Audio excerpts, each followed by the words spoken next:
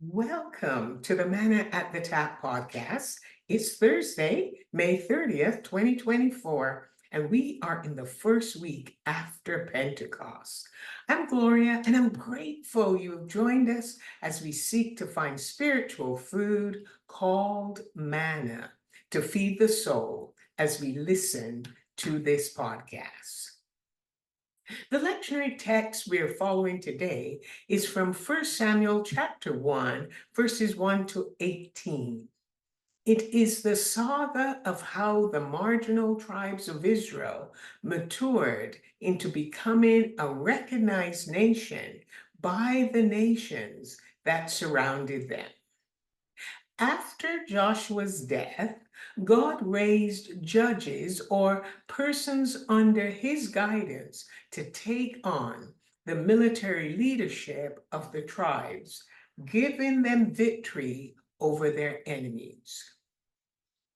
Once the battle was over, the judges returned to their homes and lifestyles. During one of the times of the judges, God raised up a woman named Deborah as a judge. She shared her wisdom with all who passed by, and the land had rest for 40 years.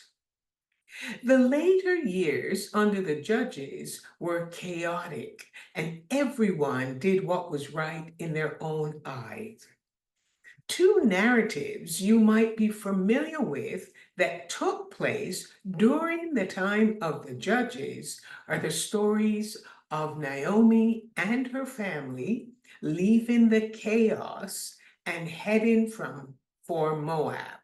And the other story is the story of Hannah, the story we're going to look at today, who looked at the crisis the nation was going through and longed for a son she could raise to be a judge.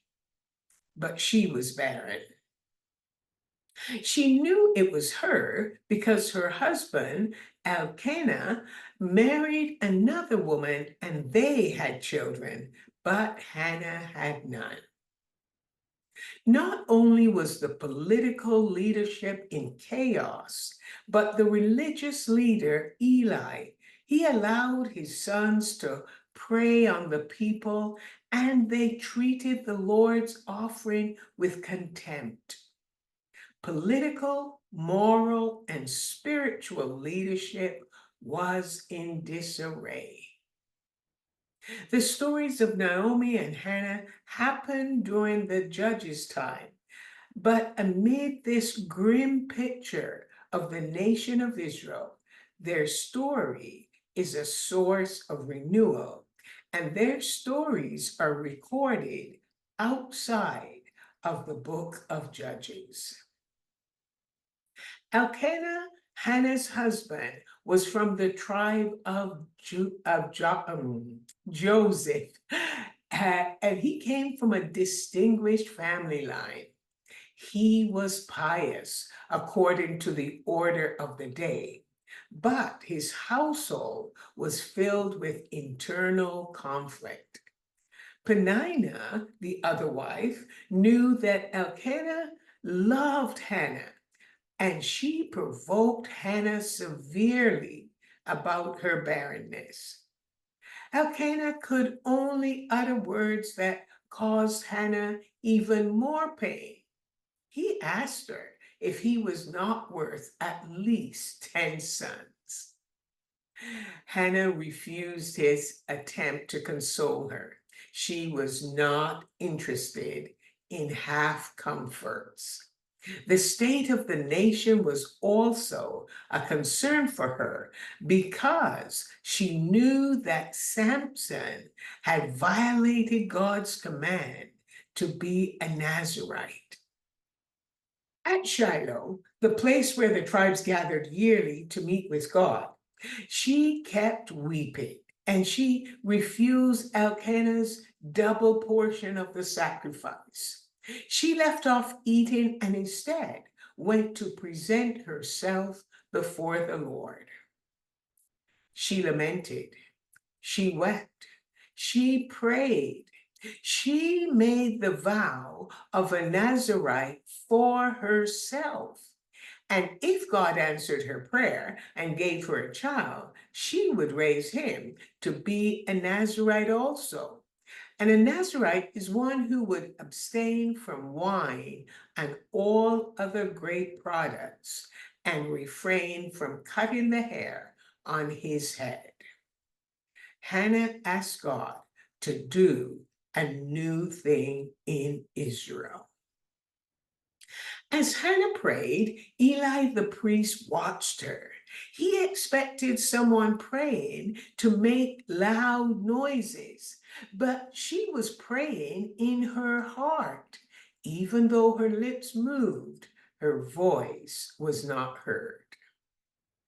The aged Eli rebuked her, thinking she was drunk. Isn't it ironic that Hannah had vowed to God that her child would never drink wine? And it was the very thing Eli was accusing her of doing. Hannah defended herself and answered him sharply, "No, my lord, no." Eli did hear her words and he recognized her faith. He blessed her and endorsed her prayer. The lectionary text ends in verse 18. Hannah left the presence of Eli as if her prayer had already been answered. I need to say that again. Hannah left the presence of Eli as if her prayer had already been answered, that she would have a son. She joined the family in eating and drinking, and her face was no longer downcast. This is the story of a woman named Hannah. Her name means favored by God. Hannah's work is about to begin, and she is up for the challenge. She is a model for what it means to live faithfully even when life is in chaos and everyone is doing what is right in their own eyes.